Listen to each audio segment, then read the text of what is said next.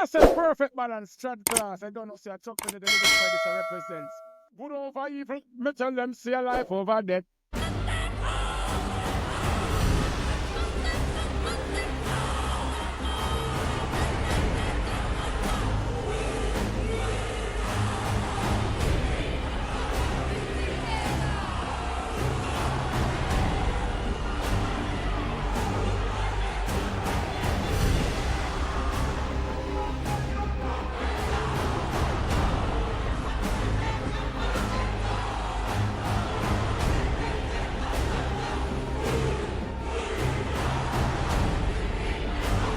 This includes countersuits, whether long or short-sleeved.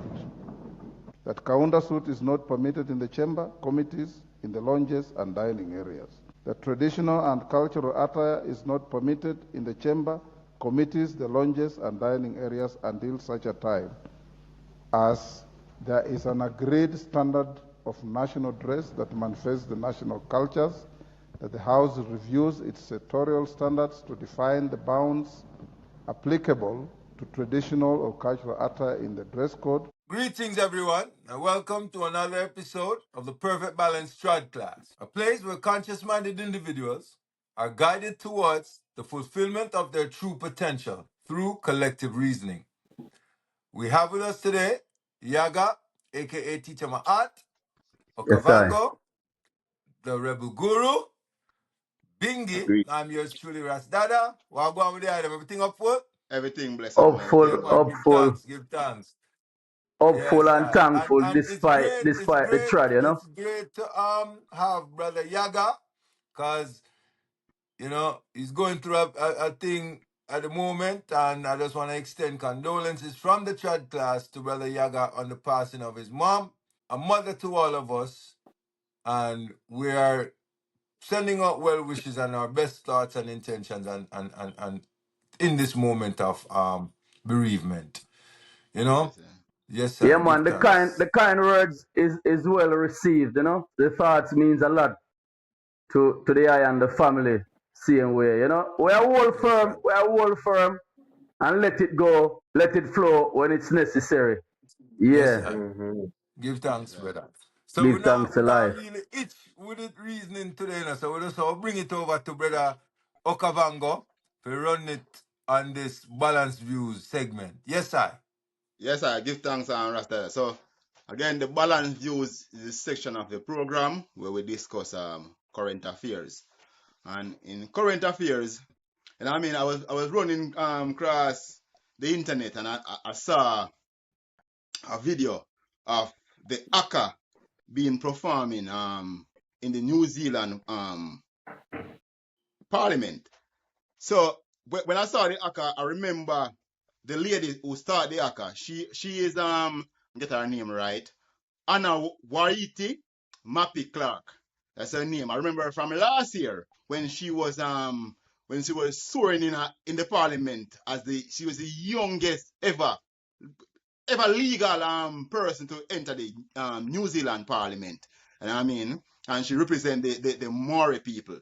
So what happened? What started the Haka yesterday now, and she performed the Haka that day too when she soaring. So I remember it. So that's why I watched it.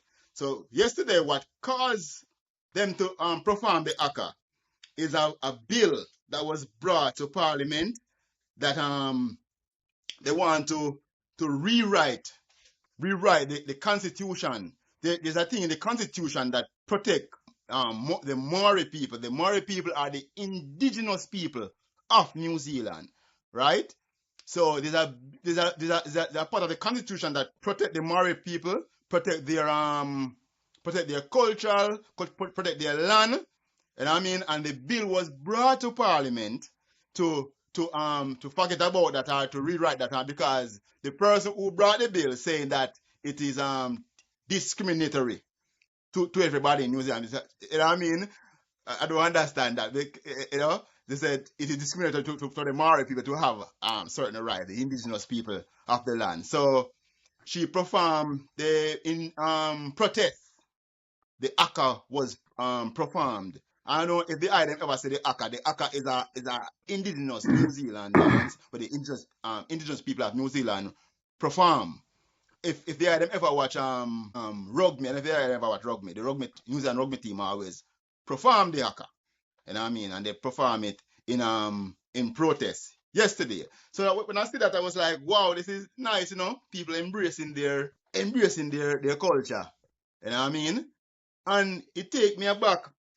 I remember last year, you know what I mean? I was thinking about it last year. I remember in the Kenya parliament, the Speaker of the House banned the wearing of the Kaunda suit. So the Kaunda suit is named after late Zambian President Kenneth Kaunda. Is an African attire, and they ban the Kaunda suit and also ban all African attire in Parliament. And I mean, I was like, you know what I mean, over here in New Zealand, you have people protecting and protesting to protect their cultural, the culture. And in Africa, we have our own leaders fighting against our culture. And I mean, the one bring that that topic. And I mean, I don't know where to begin. Brother Dolani, what your take on the whole thing happening in New Zealand? I know you. Greetings, African family. Greetings in the honorable spirit of our great and mighty African ancestors. Family, I would like to discuss and analyze a particular phenomenon, a particular issue that I've noticed develop recently. Particularly, I'd like to comment on the situation in New Zealand, where the Maori people, the indigenous people, the young lady in Parliament who decided that they were going to perform their haka in Parliament. Now, I want to express my solidarity with those people and to saying that these neo-colonial governments who are trying to take away the indigenous people right, we have to reject that. We have to absolutely reject that as a Pan-African, and we are in solidarity with those people who are trying to preserve their rights and to prevent further erosion of their culture and their land. So yes, we're in solidarity with the Haka. I particularly like the fact that they are trying to retain and embrace and express their own particular culture. Now, let's zoom over into Kenya. We see a situation where in the Kenyan parliament, they are banning the traditional African clothes. The one in particular is called the Kaunda. And I find that to be very disturbing that here we have African governments who are maintaining colonial rule that bans traditional African clothes in parliament. That is totally unacceptable and should be rejected. And on the other spectrum, we have in Burkina Faso, we have the school system in Burkina Faso who is now implementing traditional African clothes for our African students across the country. We welcome that. We endorse that. These are the type of policies and type of bold steps that need to be taken by all African countries and also Afro-Caribbean country that is also called the Caribbean country. We call it Afro-Caribbean because we want to take agency and rename that region to reflect our own history and our own culture and respect for the indigenous people that was there before.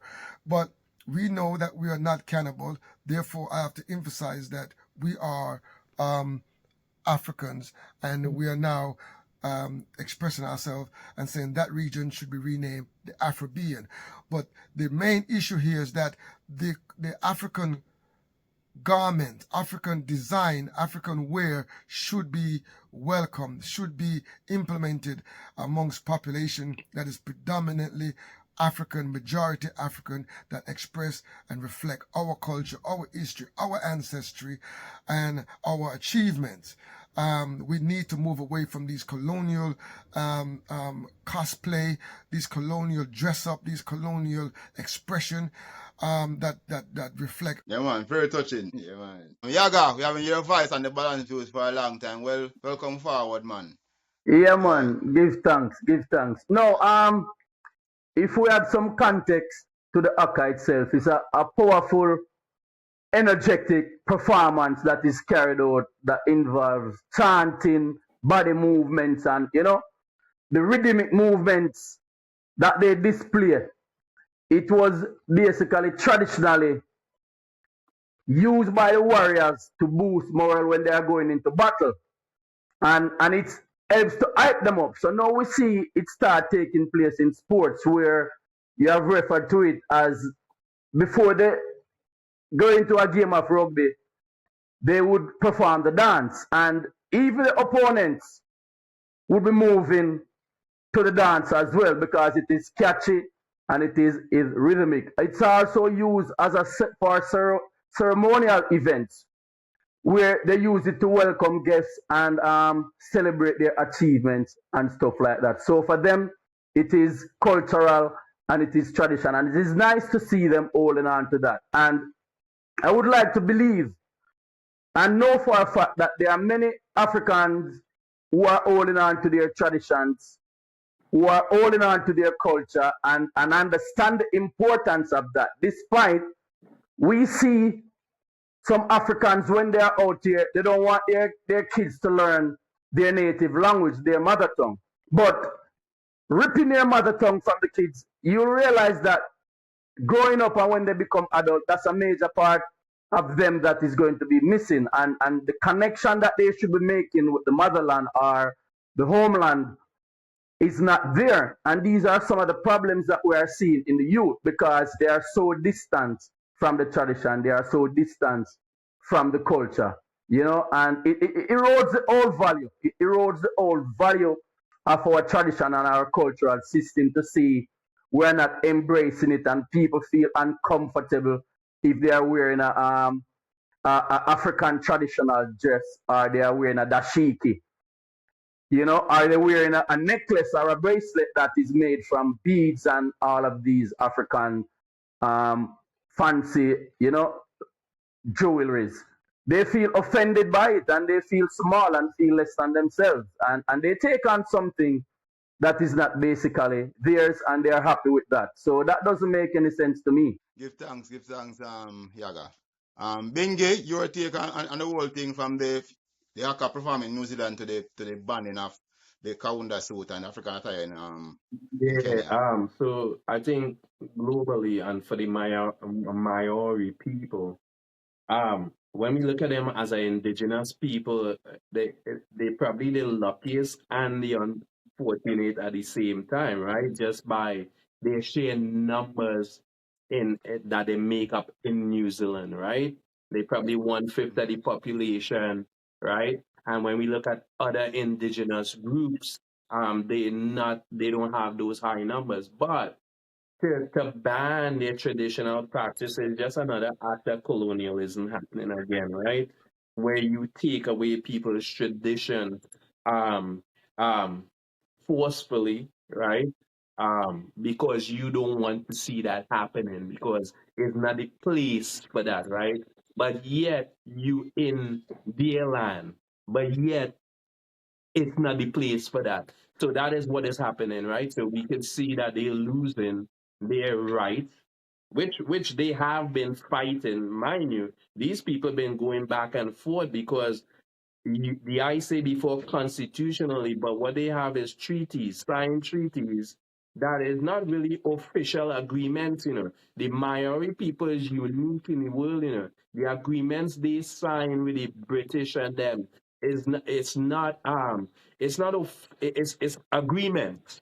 It's not nothing Agreement, yeah, it's an constitutional. agreement. Yeah, it's nothing constitutional, which shows you that these people really haven't been respected, you know.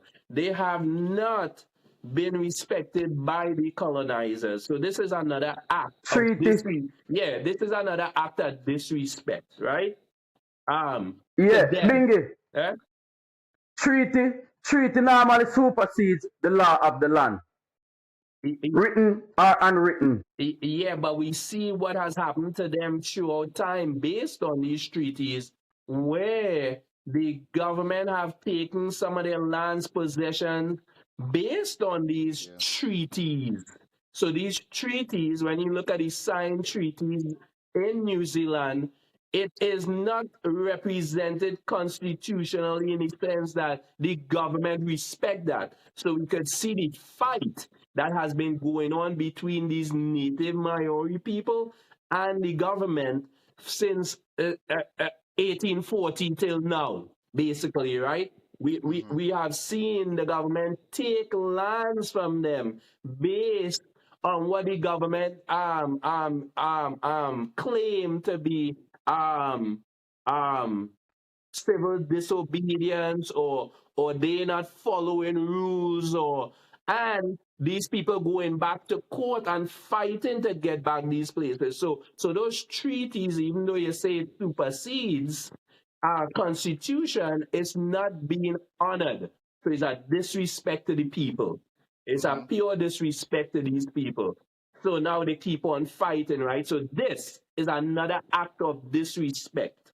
So we could add the things that has been happening to these people. We could go into history and see the list of injustices that has been happening to these people, right? So this is just another act. For the Kenyans, when we think about Kenya and what is happening to Kenya, Kenya is England, in Africa. So I don't expect nothing less, really, right? Kenya is England in Africa. So for this to happen in Kenya, you still need a visa to go to England. Yeah, this shouldn't be no big surprise. Kenyans, them are come for your big Yeah, day.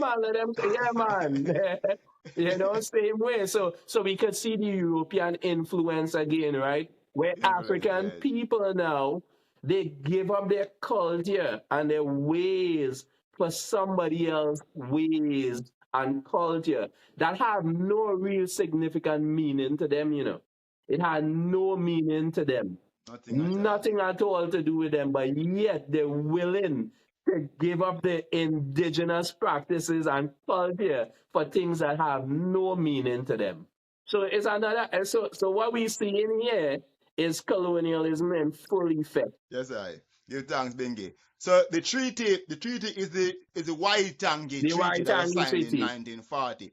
So it wasn't. So what happened is like that was the foundation for the building of New Zealand. Understand? So it's not like an official thing, it's like a word-of-mouth thing, but the New Zealand, the country, was built on that treaty. You understand? So the Waitangi Treaty. Rasdara. Yes, I. Silence so far so long. I go on. No, we are wait for I turn to speak, That I get cool enough to go warm up, Running for it, Dada. Yes, I give thanks, man. So it's a couple things why when we really draw from the reasoning or the video when we watch the video, right? The first thing that really come to me is that action, right? Action leads to support. Because when they're bringing the bill forward, a lot of people, as you can see through the response, were in opposition to the bill. But only this lady came out and said, no, you know what, I'm go act on this opposition on my app. And as a result of her action, we see other people joining in and being moved to action. And that is something that we want to draw from this as well, for know that, listen, a lot of times we see things happen and we say we do not say anything about it because we feel like we're going to be the only ones to do or say something about it. And as a result of it, there's a statement, a quote, I don't remember who made it, where they said that a lot of the atrocities that happened in humanity have been as a result of good men doing nothing.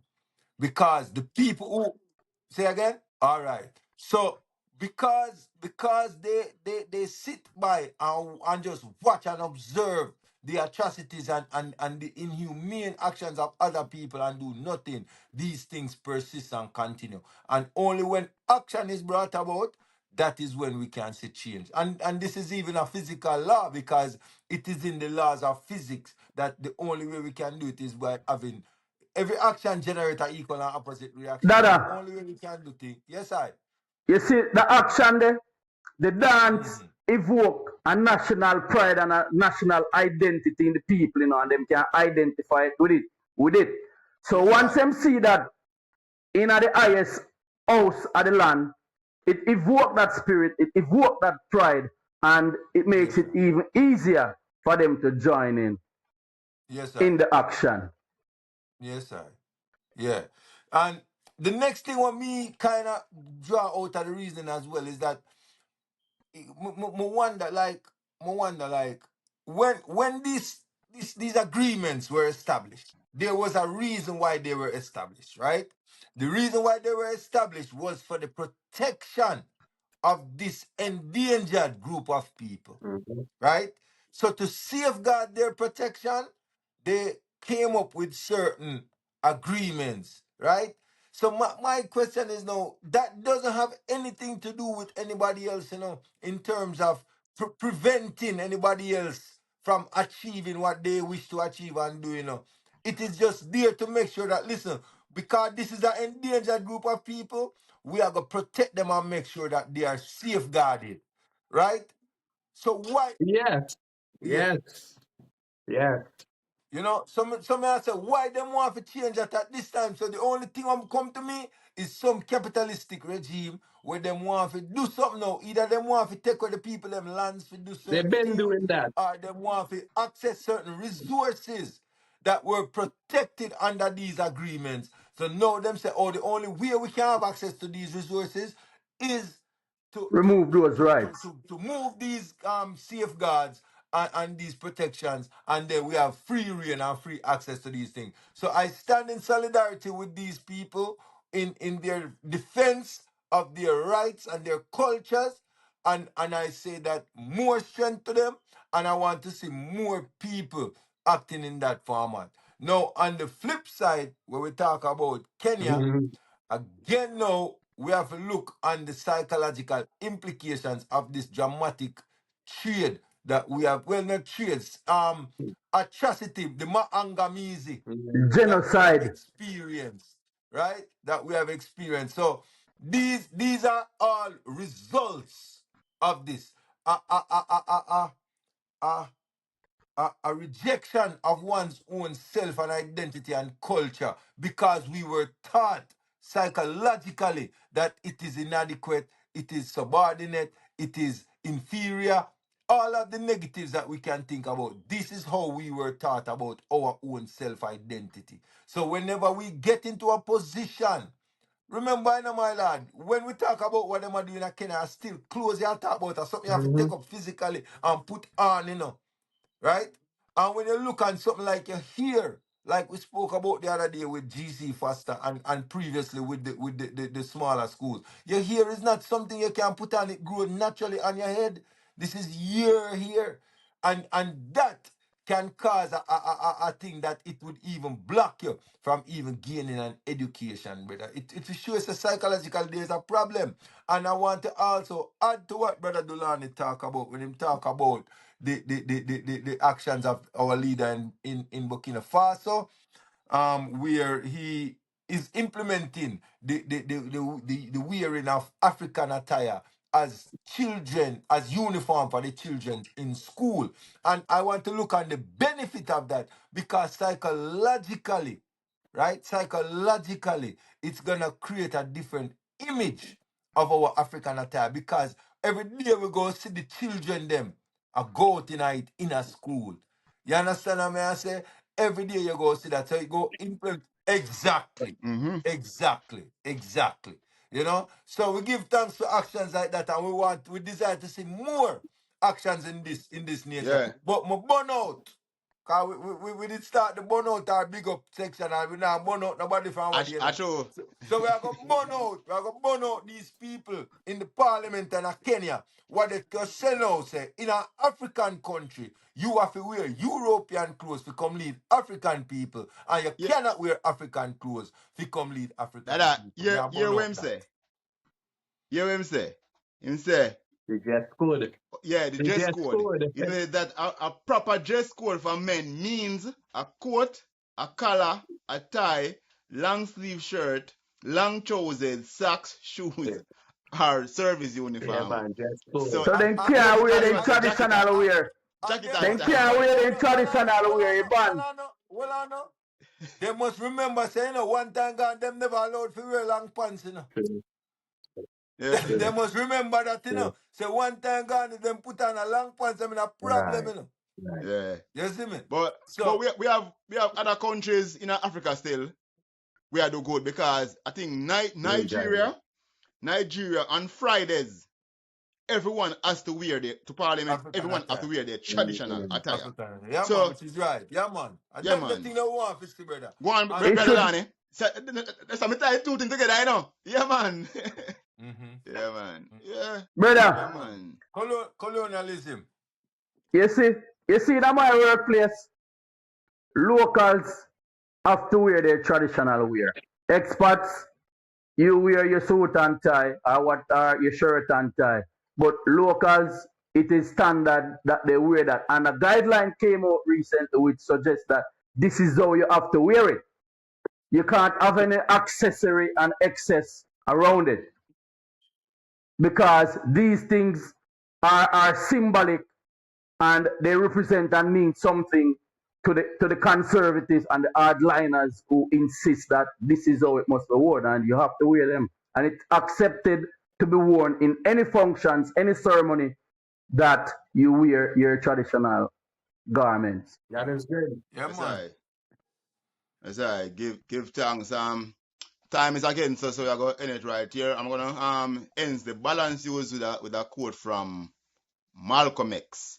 You can't separate peace from freedom because no one can be at peace unless they have their freedom. You know what I mean? So we have to keep on fighting. This is another episode of the Balance Views. Give thanks. Yeah, man, cry for Over to peace, you, man, Rasta. international peace, you know? Yeah, man. Yeah, man. The struggle continues, you know. Yeah, man. Struggle continues. You see, give thanks and praise. Remember to like, share, and subscribe. This has been another Balance View section, which is a section of the Perfect Balance Trodclass. You've had Yaga, aka Teacher Ma'at, Okavango, the Rebel Guru, Bingi. Give thanks. Bingi, we not really mention today I got you a little tribulation too, you Yeah, know. man. But you know, say love goes Yes, out sir. Yes, same sir. way. You know, and we look for a speedy recovery for the Yeah, eye. man. And Yes, I. I'm glad to see the eye Yeah, forward give this day thanks. and I It's would have strength. joined with the Yeah, eye give them the thanks. same way. You know, You yes, have to, sir. you know, have to And bring brother the eyes, Fulani, you know, have to bring the eye them struggle in a cyberspace, you know, we can deal with the struggle of our cyberspace. You hear that? yeah, man, give thanks. Highly. Yeah, Yes, right. sir. Aye. Can't Yeah, forget no man. like that I know about in a Yaga. Man, can't I mean, Bingy, Okavango, Rasdada, Yaga, Chuck Friend, the living fire represent to the fullest. See? Perfect balance. Done.